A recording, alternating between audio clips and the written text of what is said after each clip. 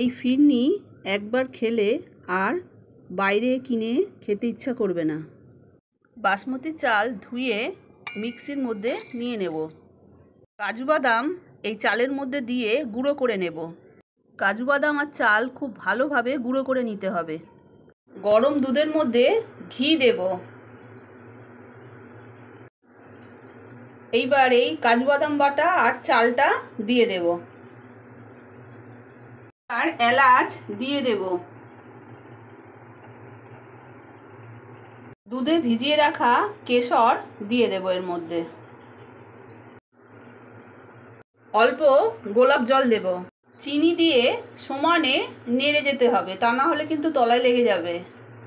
গোটা এলাচগুলো এবার তুলে বাইরে বের করে নেব।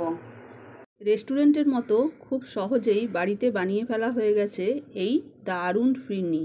এই ফিরনি অসাধারণ খেতে।